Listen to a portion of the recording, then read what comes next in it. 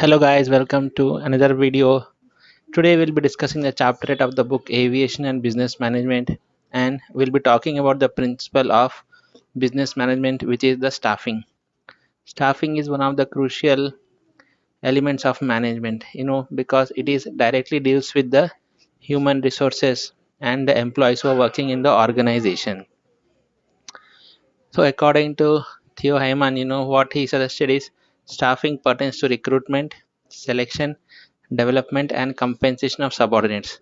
So you have to recruit for your in your organization based on the selection, and then after you select them you have to work for their order and development, and also you have to compensate the subordinates.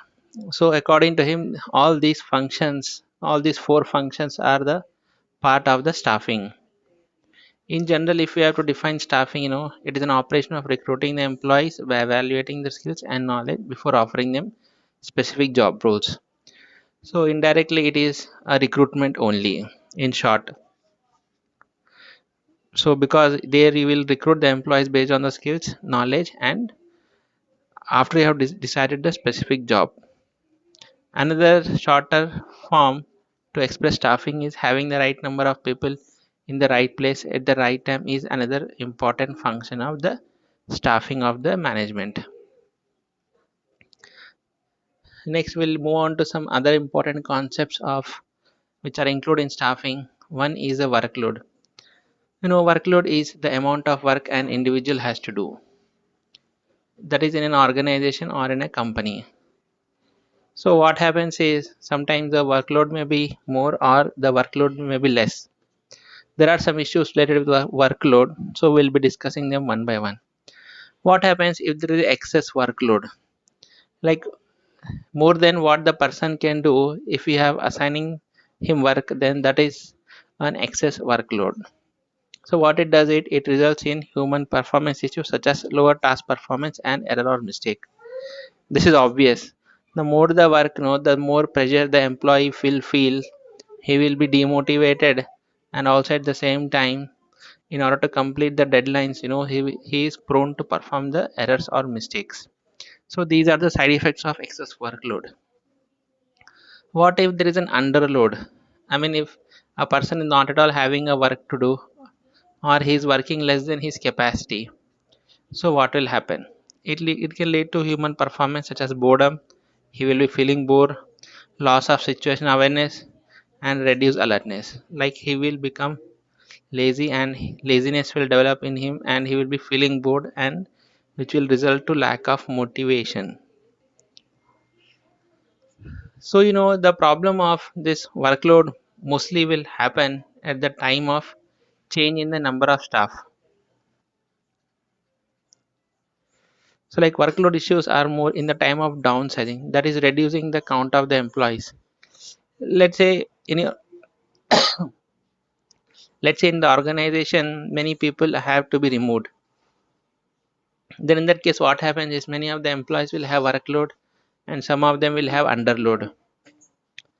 So workload should always be taken into consideration depending on the task and what are the equipments that are available and the systems that are available. So always the workload has to be assessed by keeping all these things into consideration. So accordingly you have to change the workload of the person and his roles and responsibilities. Next, what are the principles that are involved in workload? Performance as it is affected by the amount of workload being too or high low. So what we have to do is you have to ensure that workload has been assessed for emergency situations as well as for normal operating conditions. Like normally what happens in organizations is they will consider normal conditions and they will expect all the employees to work, and those things, then they will recruit some, let's say 100 number of employees. But in the time of recruiting these people, they also have to keep in mind about the emergency situations as well. What if many people go suddenly? Let's say if 30% people are absent, then can the 70% of the of the workforce can actually deliver the workload? So all these things have to be taken care while you have to evaluate the Staffing, that is the number of people that are required in the organization. So staffing also has to set clear roles and responsibilities, and each and every employee are clear on their priorities. I mean, they are clear on their goals, they are clear on their roles and responsibilities. Only when they are clear, only then the employees will work to their full potential, and they will achieve the goals of themselves and also which will lead to the goals of the organization. Sometimes what happens, because of the automation or advancement of the technology, every now and then the technology is changing. So what happens is when the technology is new, let's say new machines have come, then the old work which was done by, let's say, 5 people, and now with the help of machines the same work can be done by 3 people, then you have to, there's a difference of 2 people. So you have to always do a assessment. Like what happens is some tasks may be reallocated from humans to machines or vice versa, considering human performance, safety, and maintainability. So you have to keep all these things in the mind when you are actually doing the staffing. That is when you are deciding on the amount of people that are required to work in the organization. Similarly, you have to perform a task analysis to understand what staff are required to do when and what information they need to perform the task. It is quite obvious, you know, what the staff should do and what all they need to perform their job activities, that has to be known beforehand to the employee. So these are, we have to keep all these factors into consideration. Only then we'll be able to perform the staffing function efficiently and effectively. Next topic is a supervision. The definition of supervision is, supervision means overseeing the activity of others. So it is like a supervisor. So supervisor, what he will do is he will have, let's say, 3 employees under him. So what he will be doing is he will be guiding all these 3 people, and he will be overseeing what activities they are doing. So the all the person's activities will be tracked by the supervisor, and he will keep a check on them. So that is the basic definition of supervision. So the functions of supervision are, one is direction. Like first the supervisor has to tell what these people are supposed to do.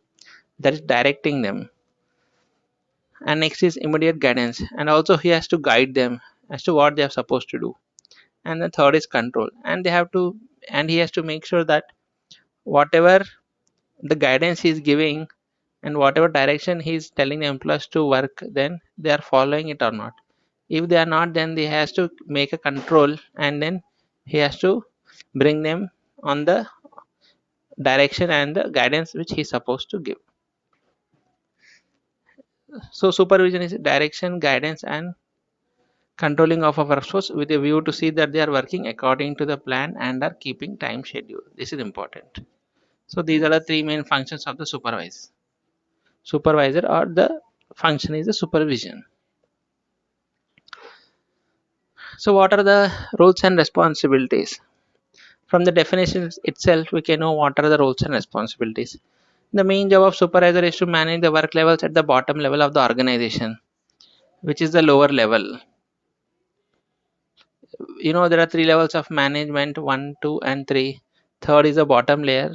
So supervision has to manage this bottom level of organization, workers working at the bottom level. Then supervision has to respond to the employees' needs, problems, and satisfaction. If the 3 employees who are working, then he has to take care of their problem, and he has to make sure they are satisfied with whatever work they are given with. And if at all they have any problems, he needs to take care of them. So what is a supervisor? Supervisors are direct link between the management and the workforce.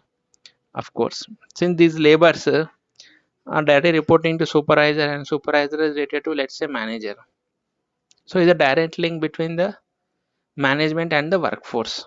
This is important. So supervision can be most effective in developing job training, safety attitudes, safe working methods, and identifying unsafe acts. Because supervision and the supervisor is all directly dealing with these labors, means these workers at the bottom level. So he has to make sure that all the workers are trained, they are having a good attitude, and he has to take the safety measures so that the workplace is safe for them. And if at all some unusual activities are happening, then he has to take care of them also.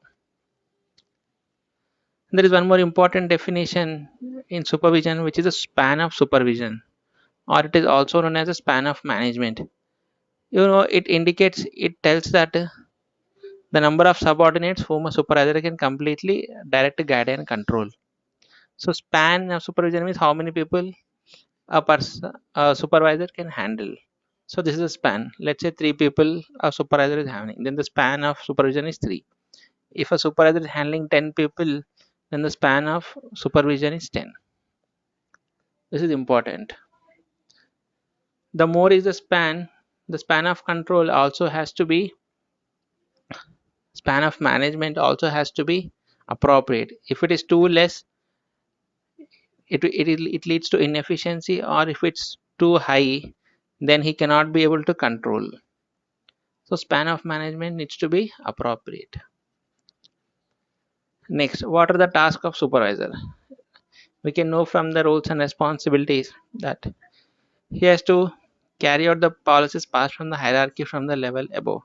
As we have said, the supervisor are mostly in the level 3 or bottom level. Then what will happen is he has to take the directions from the upper management, and he has to pass them to the subordinates who are working directly under him. So he has to pass down all the policies working on hierarchy from the level above. So he has to also make a short range action steps to carry out the goals set by one level above. Like whatever his superiors, his seniors are saying, he has to make sure that those are being executed. Organize a work group. How many people are working under him? He has to organize. He has to assign jobs. He need to delegate the projects. He need to direct the task, train the subordinates. He has to enforce some rules so that they are all disciplined. He has to motivate the subordinates. He needs to perform the group building activities or team building activities so that all the cohesiveness, I mean everyone is friendly with each other. He has to maintain that environment, and then he has to control and evaluate the performance of the subordinates. He has to perform the performance appraisal, and he has to check whether the subordinates are performing to their level. He has to maintain the discipline. So these are the important tasks of the supervisor. There is one more important concept in staffing is contractors. Nowadays, all the government jobs are being given to private jobs. And also what happens is all these private jobs are mostly on a contract basis. Contract basis means the LVB duration is fixed. So these are temporary employees. So what exactly are contractors from the management definition? Contractors are organizations or individuals who provide a service but are not directly employed by the client company. This is important because these contractors are providing a service to, let's say, AI, but they are not directly employed by the client company. ADCIL now is conducting the exam. So in this case, EDCL, they have given the contract to EDCL to perform the exam. The EDCL are working based on the guidance of AI, but then these employees are not directly working for AI. They are not directly employed by AI. So this is a type of a contractorism. So the definition is contractorization is a process of downsizing, restructuring, or initiatives to enable contractors to be used to replace, supplement work staff in performing the activities. So why this contractorization is becoming popular? Many of the works are temporary. Let's say some work has to be, let's say construction activity has to be carried out. So it can be done in a 1 year or 2 year. Let's say even 5 years. So for that, the department does not need to hire a permanent employee. Permanent employee, normally they have a span of 25 to 35 years of service. So instead of hiring a person for 25 to 35 years, when the work can be done in 5 years through contractism, then they will go for contractorization. So that is how nowadays the contractors are being promoted. So all the works are giving under contracts nowadays. So what are the benefits of this? Contractors offers companies the agility to upscale quickly and reduce the number of needed for the project. This is the key. They are helping the to reduce the number of people needed for a project. Next is, what are the principles? While you are giving a contract, then what you have to take care. First you have to select. Let's say you are giving a contract to somebody, then you have to make sure that he has sufficient resources, sufficient equipment, knowledge, and the experience to perform that tender or the task which you are giving to contractors. So first you have to select, then you have to coordinate between clients, contractors, and subcontractors. Let's say AI has given some contract to say EDCAL, then in this case what will happen is he has to also give the same task. I mean, he has to take some subcontracts. Let's say one person is handling the computers, one person is looking for the software so that exam can be conducted. Let's say computers are given by HP company and software is given by let's say semantic. So though AI has given one contract to EDCL, but then beneath this contractor also there are three subcontractors. So this contractor EDCL has to coordinate with AI as well as with these three subcontractors. So that is one task. Next is induction to site rules, procedure, hazards, and emergency arrangements. So he has to know, the contractor EDCIL, he has to know what all problems can occur while conducting the examinations. If some internet is down, if the server is down, so he has to be prepared for all those things. He has to have a set of procedures, SOPs, and if at all some emergency happens, then he has to be ready for with the backup arrangements. And of course, the competency is how skilled the contractor is. So these are some of the principles which are used while giving a contract to somebody. Next is, under this contractualization, assessment of the new hazard introduced by the activities of contractors. So what happens is, sometimes when you give a contract to somebody, new hazards will come. Hazard is basically a dangerous situation or the unlikely situation, which is abnormal, you can say.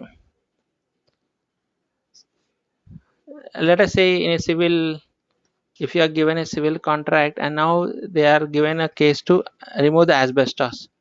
Let's say in a building, on the roof asbestos are there and they have to remove those asbestos. Then what will happen is, the laborers who are working under this contract, they might not be aware of the strength of this, or they may fall from this. So there are some hazards, there are always some dangerous, I mean it's risky. So at the time of giving the contract, the the agency has to ensure that all these hazards are being briefed to the contractors. So this is also one of the essential principle in contractorism. So this is the complete topic of staffing. Staffing is basically recruiting and making, means employees should work. So employees can be permanent employees, or also they can be contractors. So permanent you need to recruit, you need to hire. Contractors you need to just give the contract. So these all activities are under the principle of staffing. If you have liked the video, hit the like button and subscribe to the channel for more videos, and thank you for watching.